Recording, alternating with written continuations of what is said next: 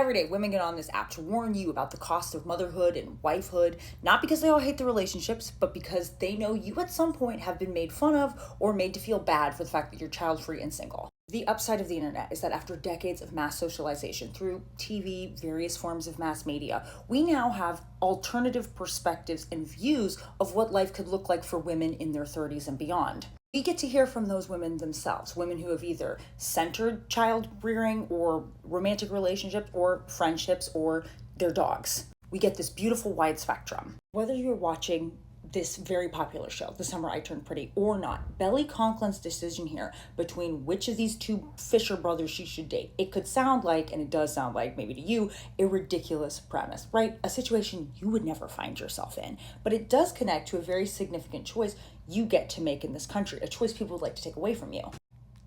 You get to answer with your life the question, what is a woman for? And depending on your religion or culture, you will find that different people have different answers. Unfortunately, people have already calculated this because a woman's time and her energy, it has been worth historically trillions of dollars of free labor. The kind of labor that makes the entire economy go round. Women have been incubators for heirs to land. They've incubated reliable, cheap, or free laborers for corporations to exploit. Doug Wilson, who is not as fringe as people are reporting him to be. I am a former conservative Christian, now progressive Christian. I'm very aware of this man and how his theology has spread to all sorts of things.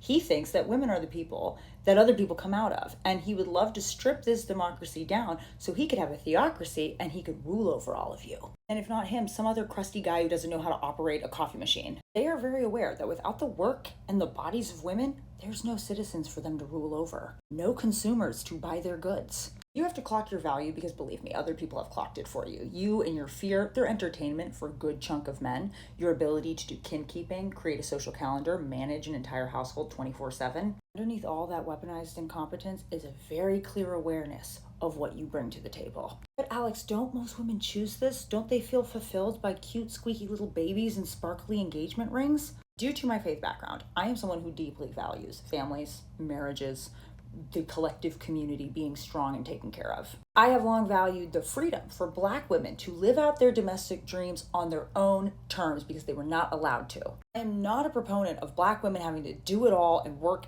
outside in the corporate fields and then also come home and take care of things. In order for your choice to be made with informed consent, you have to understand the context of what you're getting into. You have to know what you're saying yes to. You have a right to decide under which conditions you are going to work or work at home, or maybe both. You can't make an informed choice if there is propaganda and pressure around the choices you are making. If people are choosing to obscure the power they are deriving from you being encouraged to go in one direction or another. Bringing this back to the show, Belly's issue is that she takes her freedom too lightly. There's a lack of criticism for what our decisions are costing us. Belly Conklin is living this feminist dream that Christian nationalists wish did not exist.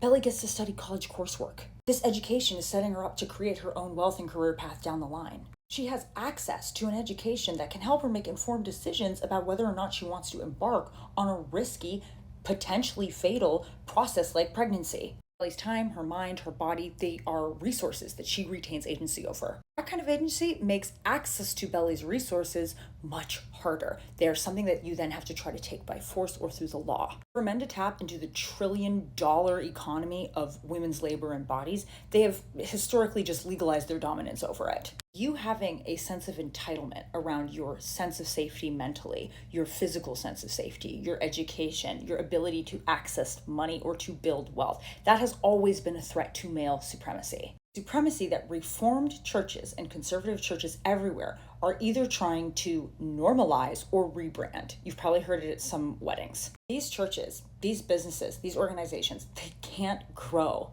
without women. The American default legal settings tilt towards male supremacy and male dominance. So it's not a surprise when we find certain cracks reappearing that we've just papered over. So we've got to stop being surprised when you get more time in prison for selling a medicinal substance on a corner near a church and a school than you do for violating a young girl's body. But Alex, you're making a giant generalization about men. I adore good men. I respect men who do not require people weaker than them to be crushed for them to have a sense of self. It is possible to love good men while still calling out the chunk of them, a significant chunk of them, who look for ways to hurt and dominate us. There are men who claim to appreciate their stay-at-home wives, but yet will leave them with the majority of the 24/7 mental load of managing the household. They won't really be present in raising future citizens of the world. They will, with the excuse and justification from their pastors, step out on their wives, or at least be tempted to, if they don't look like adult film stars after they've been doing 5 different jobs in the house all the time. Does this describe the 2 boys, brothers, that Belly has inexplicably decided to date? No, not really, but we do see some connections in terms of Jeremiah, who can actually be in some ways a little bit more dangerous than the all-outright anti-feminist man. Slight spoilers from episode 6 ahead, so you've been warned.